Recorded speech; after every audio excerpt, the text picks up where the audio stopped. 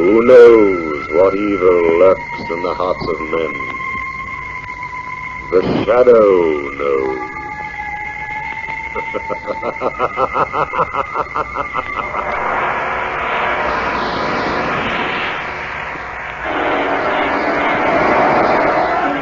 Once again, we bring you the thrilling adventures of The Shadow, the hard and relentless fight of one man against the forces of evil. These dramatizations are designed to demonstrate forcibly to old and young alike that crime does not pay.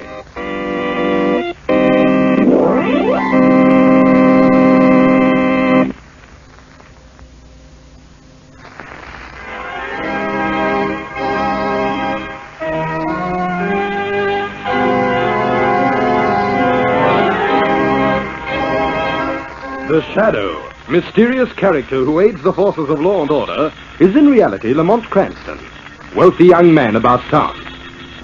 Several years ago in the Orient, Cranston learnt a strange and mysterious secret: the hypnotic power to cloud men's minds so they cannot see him. Cranston's friend and companion, the lovely Margot Lane, is the only person who knows to whom the voice of the invisible Shadow belongs. Today's drama, The Juggernaut.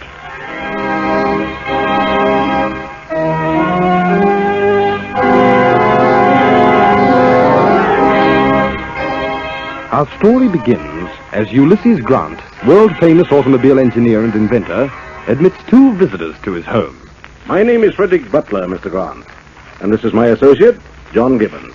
Oh, yes. I believe I've heard of you two gentlemen. Oh, what can I do for you? We've come to talk business, Mr. Grant. We want to buy the designs to your new invention, the Juggernaut. The Juggernaut? What do you know about it? As much as anybody does, perhaps a little more. We know that the Juggernaut is a new post-war automobile that will revolutionize the whole industry. We know that your designs are ready and that you are preparing to build it in a secret workshop. Well, Mr. Gibbons, so far you know only what has been published in the newspapers. Very true. But we also know that Eric Logan, your protege, is the only other man to share the secret of the Juggernaut, and that he is going to help you build the car. Where did you find that out? Oh, we have our sources, Mr. Grant. But to return to our proposition. We are prepared to pay you very well for those designs. How much is very well, Mr. Butler? $150,000. That's a lot of money. But the answer is no. But, Mr. Grant... The answer is still no. Those designs are not for sale. But, sir, you're being unreasonable. Do you think that I'd sell the Juggernaut to you two so that you could create a monopoly and line your pockets with money? No, gentlemen. I have other plans. When the Juggernaut is finally ready, it will be released on a low-cost basis for the benefit of everybody. Mr. Grant, for the last time, you'd better take our offer. And for the last time, Mr. Butler, I am not interested. Very well. But we warn you, Mr. Grant, you'll regret this. There are other ways of doing business.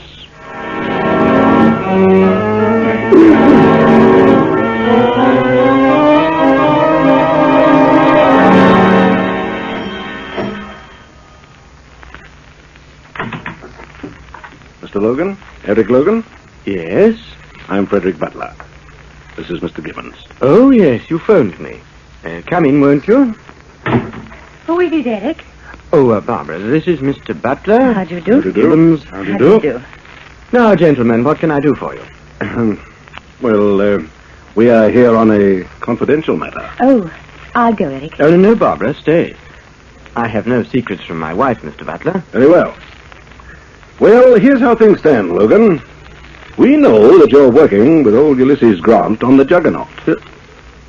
No? But how? It is our business to know. We want you to sell us the Juggernaut designs, Logan. The designs? But, gentlemen, I can't do that. The Juggernaut's the property of Mr. Grant. We'll pay you $150,000 for them. $150,000? Well, that's a lot of money, gentlemen. Enough to make you comfortable for life? Well, Logan? I'm sorry, gentlemen, but I can't sell you those designs. Don't be a fool, I Logan. can't violate Mr. Grant's confidence in me for any amount of money. Logan, you're making a terrible mistake. Gentlemen, my husband is right. He can't sell those designs. I feel just as he does. I see. Look here, Logan. Let me put this another way. Suppose Ulysses Grant should die. What? I don't understand. That would leave you the sole possessor of the Juggernaut designs. And you'd no longer have any moral obligations to Mr. Grant. Would you sell then, Logan? I don't know. I hadn't thought about it. What makes you think Ulysses Grant might die? Old men often die, Logan. It's a law of nature. Well, we must say good day. Oh, if you change your mind, our offer still holds good. Barbara, Yes, dear? you didn't really mind my turning down that offer, did you? Mind? Why, no. I was proud of you. That money would have made us financially independent, Barbara. But I just couldn't cheat Mr. Grant. Not after all he's done for us. For my career. Well, of course you couldn't, Eric. And that's one reason why I love you. You're so loyal. If you had taken that money, it would have been tainted. We could never spend a penny of it. With a clear conscience.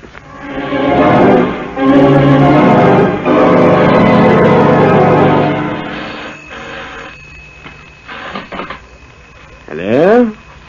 Oh, hello, Eric. This is Ulysses Grant. Oh, hello, Mr. Grant. Can you come over to my house immediately? Of course.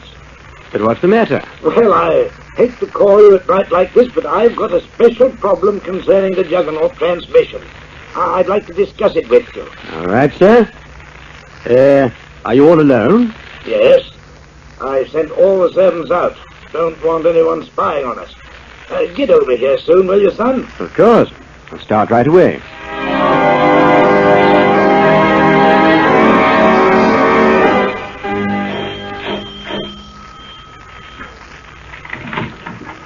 Well, Eric, you certainly got over here in double-quick time. Mr. Grant? Oh, come on in. Take off your coat and hat.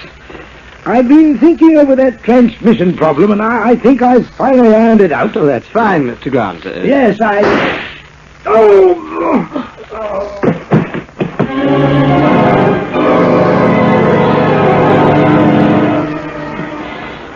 Extra! Sensational Ulysses Grant murder trial ends today! Jury's verdict awaited! Will Logan hang? Extra! Extra! Read all about it!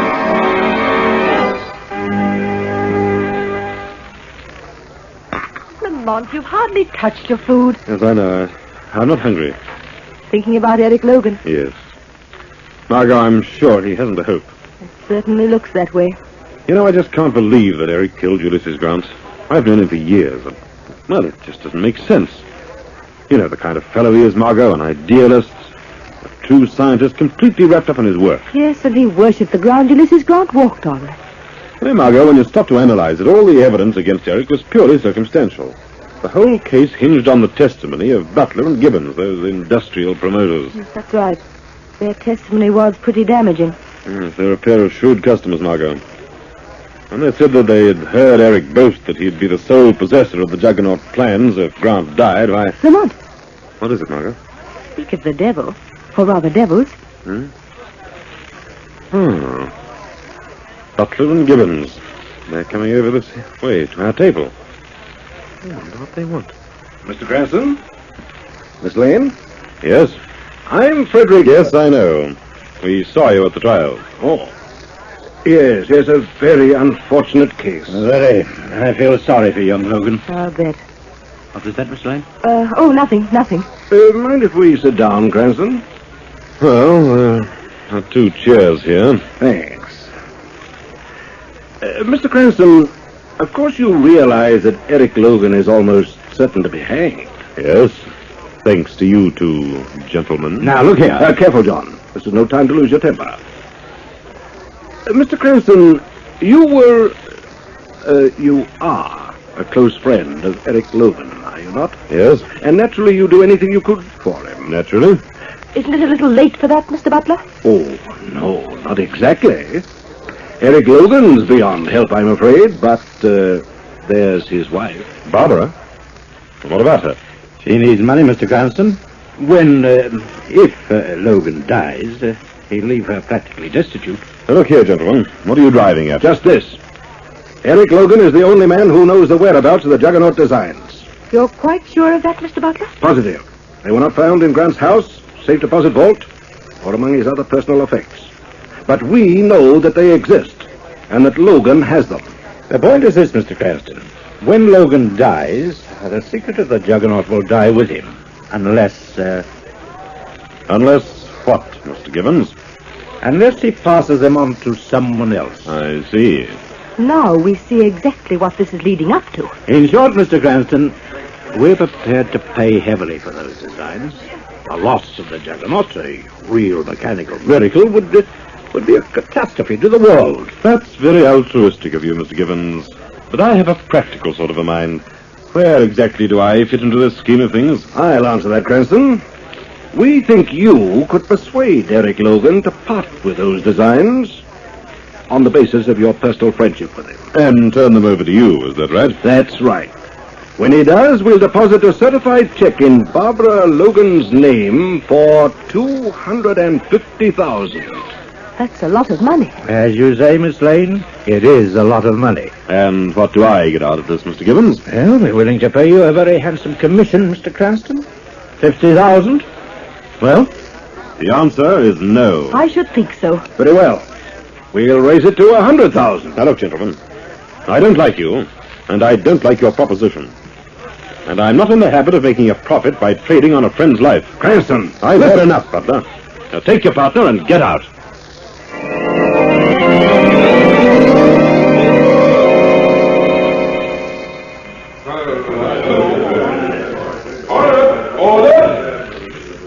This is it, Lamont. Yes. The defendant will rise. Lamont, it's awful. Eric's so pale. Look at his eyes. Prisoner at the bar. You have been judged guilty of a crime of murder by your fellow citizens, and it now becomes my duty to pronounce upon you the sentence imposed by law. I sentence you, Eric Logan, to the extreme penalty. You shall be taken back to the place whence you came, thence to the place of execution, where you shall be hanged by the neck until you are dead. And may God have mercy upon you. No! No! I innocent, I tell you!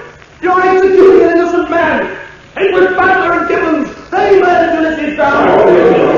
I did it! And someday they'll pay for their crime! I'll come back from the grave and avenge your man myself!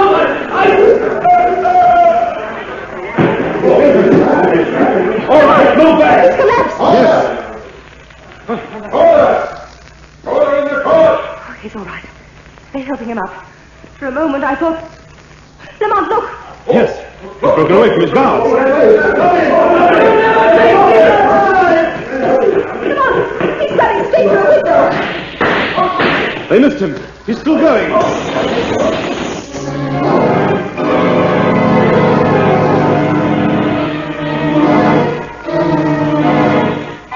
Keep listening for the thrilling climax to tonight's Shadow story. But first, your announcer.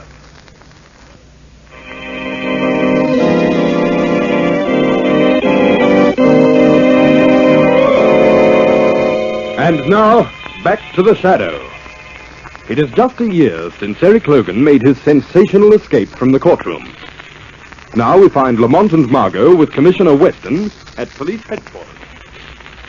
You know, Commissioner, I'll never forget the way Logan plunged through that window. How he managed to survive, that's the mystery to me. Well, it was the act of a desperate man, Miss Lane. Luckily for him, the courtroom was on the ground floor and that window faced the side lawn. I still don't see how he got through your police cordon, Weston. No, neither do I. Neither do the newspapers. They've been pretty critical. Oh, you don't have to remind me of that, Miss Lane. And critical isn't the word for it. They've been downright insulting. Did you see that editorial in this morning's press? What are the police doing about Eric Logan? Ah, confidentially, Weston, what are you doing? Oh, so you too, eh? Oh, no, Commissioner. It isn't enough that every parish pump politician, every newspaper in town go to their way to attack me. Now my own friends start on Commissioner, me. we're just a little curious, that's all. We thought that perhaps you had closed the case. I never close a case, Cranston.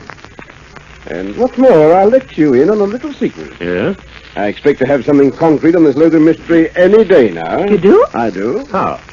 Well, have you ever heard of the expression chasse l'affaire? Oh, definitely, Commissioner. Well, Barbara Logan disappeared 2 days ago. What? Certain of this, Weston? Absolutely. I've had my best men watching every move lately. 48 hours ago, she gave them the slip on the Underground Railway. That rather complicates matters, Weston. Now you've got 2 people to look for. Wherever they are, they're together, Cranston. If we find one, we'll find them both. You think Barbara Logan's gone to join her husband? I don't think, Miss Lane. I know. And I can prove it. Yes, Commissioner. Sergeant, will you come into my office and bring that dictaphone playback machine with you? Right away, sir. What's all this about, Weston? Sounds very mysterious, Commissioner. One of my men planted a dictaphone in the ceiling of Mrs. Logan's flat just above the telephone. We got a record of a lost phone conversation the night she disappeared. Oh, Sergeant. Here. Just set up the playback machine on this table, will you? Yes, sir. Handle it carefully. Well, one thing, Weston, you've certainly been on your toes. Oh, thanks, Cranston. Ready, Commissioner. All right, good. Well, you can start it up now. Now, listen to this, the both of you.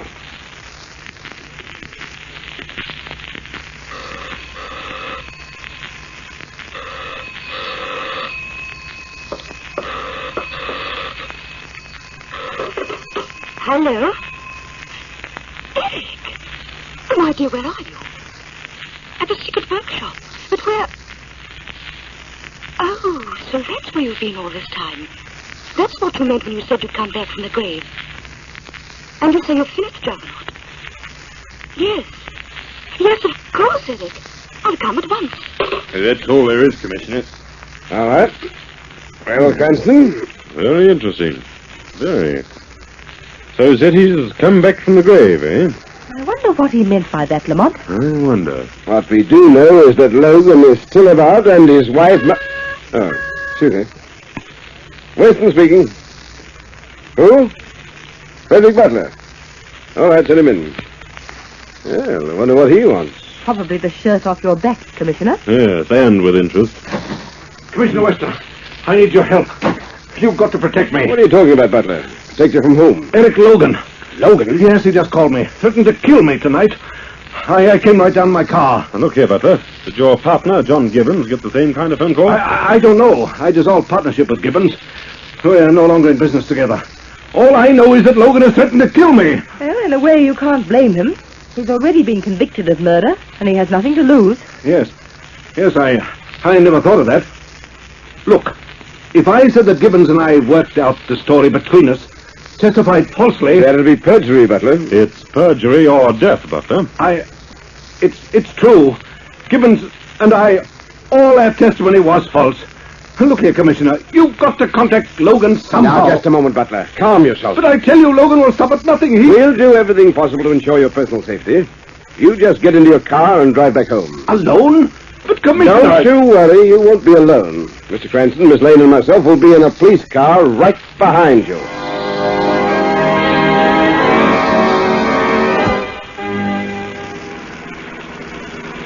This is a pretty lonely road, Commissioner. Especially at night.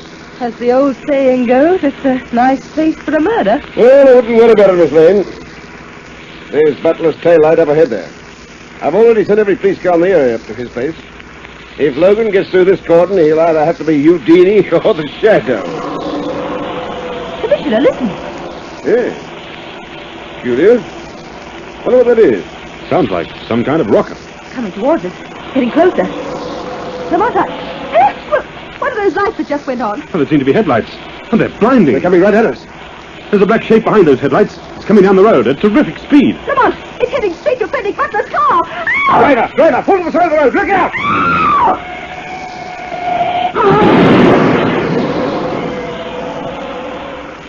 Oh, Lamont. That ugly black shape, it smashed Butler's car to bits as though it were an eggshell. Yes, Margot. He never had a chance.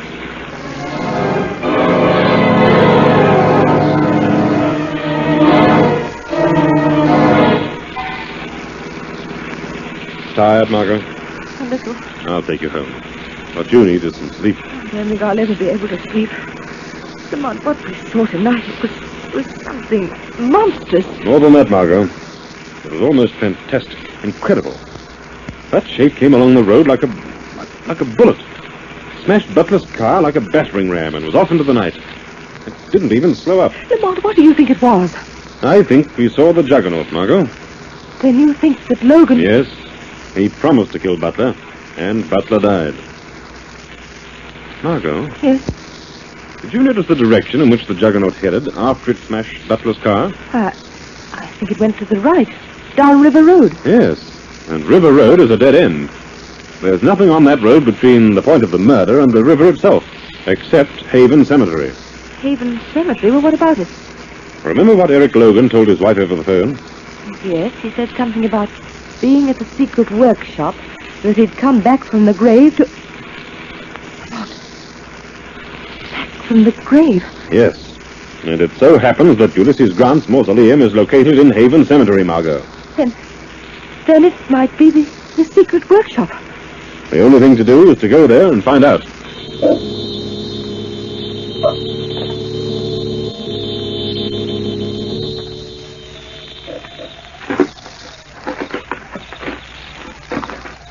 Well, here we are, Margot. Lamont, have you any idea where Ulysses Grant's mausoleum is? Not the slightest. Oh, this ought to be interesting. There must be 100 mausoleums here, and none of them listed in the phone book. Margot, I've got an idea. It'll save us a lot of time. What is it? You read the inscriptions on the tombs on the left side of the road. I'll take those on the right. You mean separate? Yes. Oh. But Margot, you're not afraid, are you? Because if you are, we'll stay together. Me afraid? No, of course not, Lamont. Why, reading those inscriptions will be just like browsing through the library. I've always been interested in the dead languages anyway.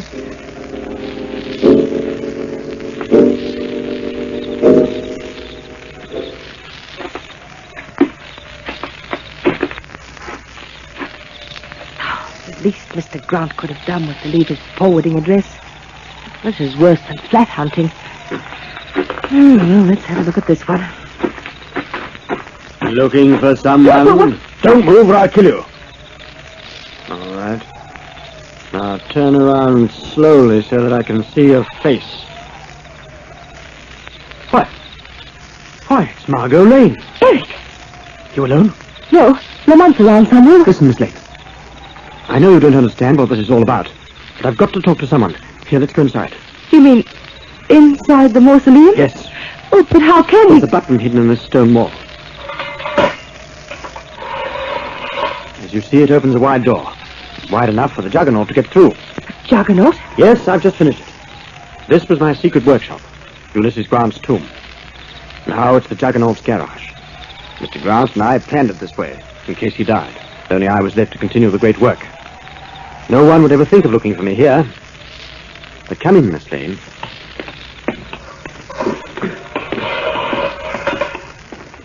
Eric, is that you? Yes, Barbara. I've got someone with me. Someone with you, but who? Oh, Miss Lane. Yes. What are you doing here?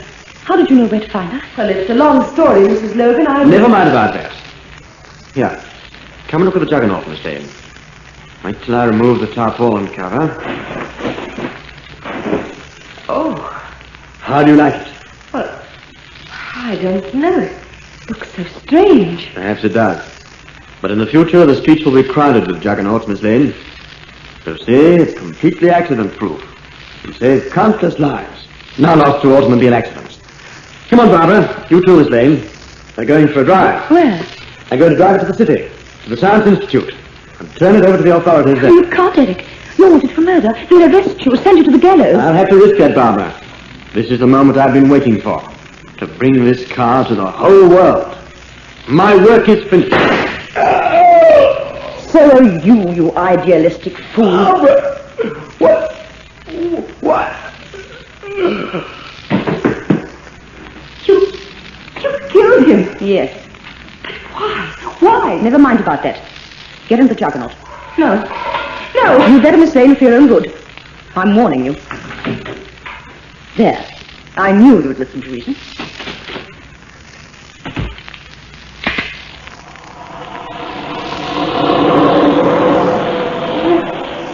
Where are we going? You're going for a ride, Miss Lane. Your last ride.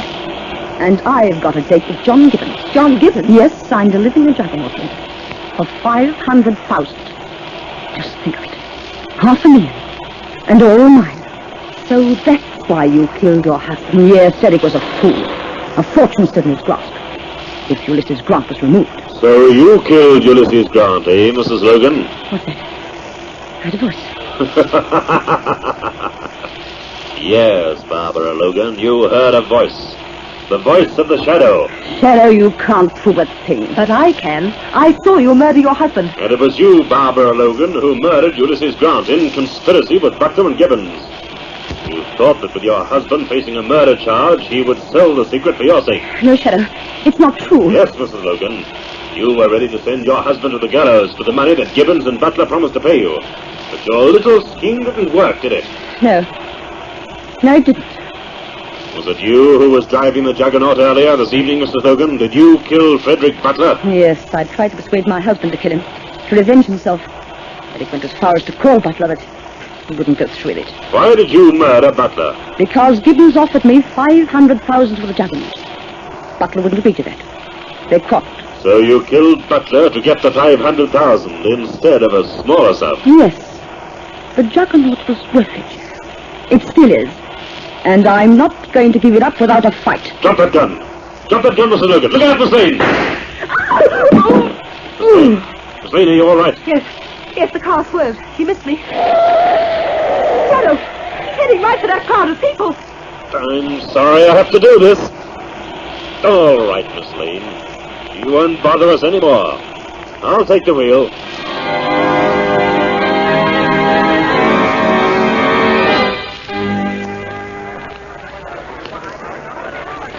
Margot, I just phoned Weston's office. They found Gibbons dead. He shot himself. Mont, did you ever see such a crowd? Yes. Reminds me of the Underground Railway at about 5 o'clock. That Juggernaut is certainly an attraction. Incidentally, Lamont, just how did the Shadow get into the Juggernaut? Unfortunately, you hesitated after Mrs. Logan opened the car door, which gave the Shadow the opportunity of getting in before you did. I don't think I was ever more glad to know that the Shadow was with me. Mrs. Logan would have stopped at nothing. And now she must pay the penalty for her crimes, just as Butler and Gibbons did.